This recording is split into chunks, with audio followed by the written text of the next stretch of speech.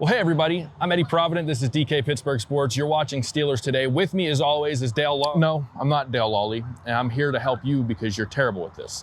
This show is brought to you by BetQL, the only app that you're gonna need to get a jump on your sports book and get the advantage that you want for your betting. But what is going on right now?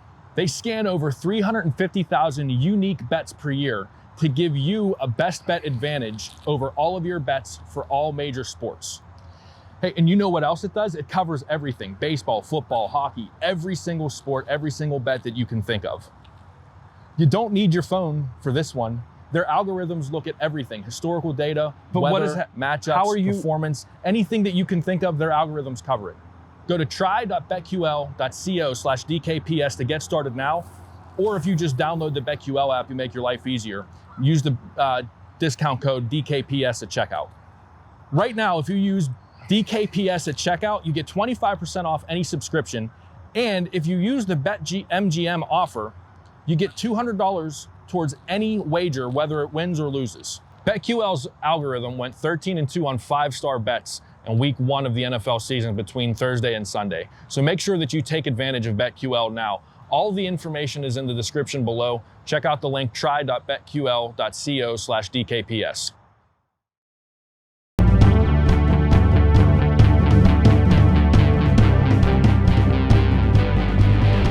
Welcome to Steelers Today. I'm Dale Lolley here with Tom Reed, a surprise visitor from out of town here. You all know him here on DK Pittsburgh Sports. We are here for the Mike Tomlin press conference today. Tomlin talking about the 1-3 Steelers as they prepare to play the 3-1 Denver Broncos. And obviously, a lot of the topic turned to Ben Roethlisberger today.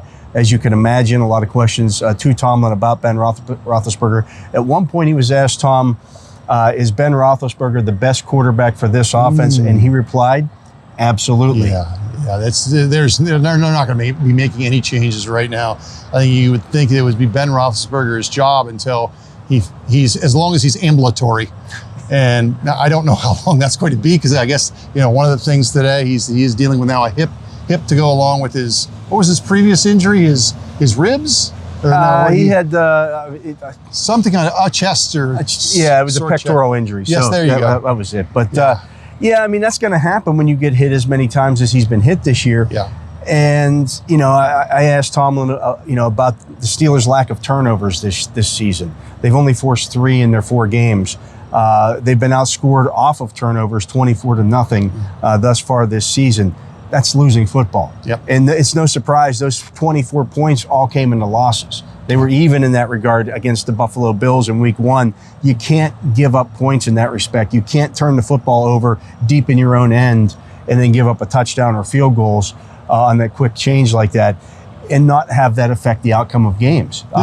So they need the strange thing is, okay, he said, well, we need to start fast. We need to play with more leads. We need to start faster. Well, they did that last week against Green Bay. They got the touchdown on the opening possession, and yet they still weren't able to, get those turnovers. What they thought was going to be a big turnover, a big swing on the blocked field goal that would have given them the lead at the half was negated by the penalty call there.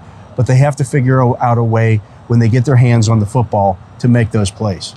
This team's playing in such fine margins, aren't they, right now? And it's, in years past when the offense was clicking and they were putting up tons of points and they, again, that defense has been so good at sacking, forcing turnovers.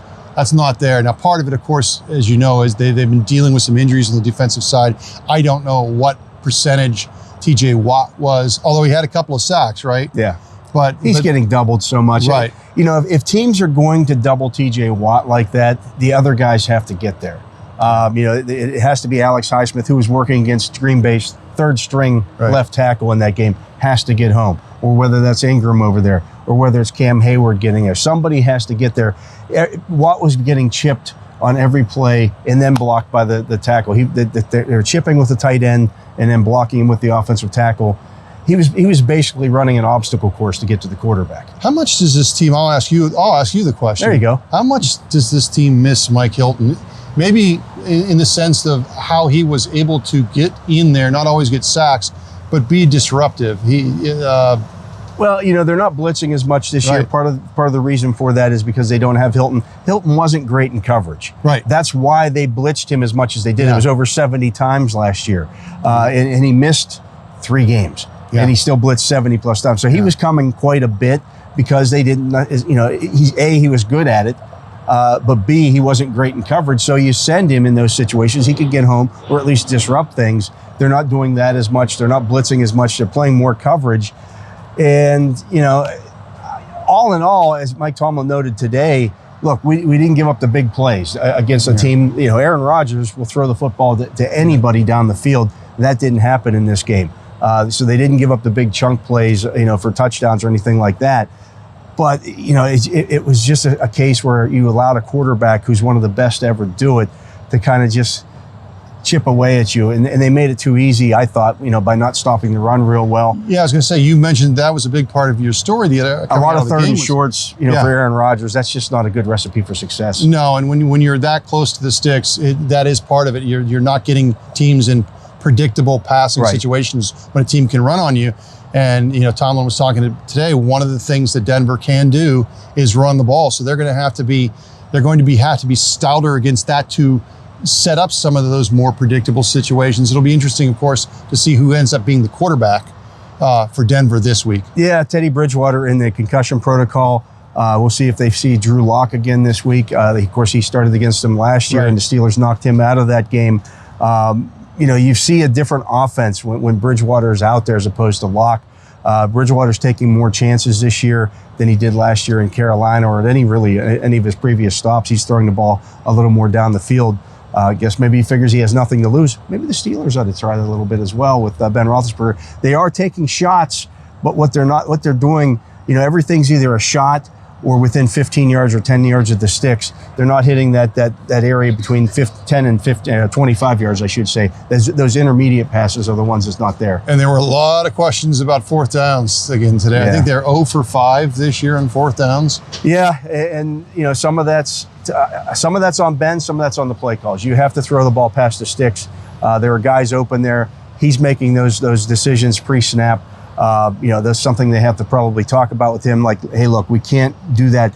Trust your line. I know that's hard for him to do right now. He's not trusting the line, but trust the line to hold up in those situations and make the plays. But that's going to do it for Steelers today. We'll be back later in the week again. But for Tom Reed, I'm Dale Lolley. We thank you for listening to DK Pittsburgh Sports, Steelers Today.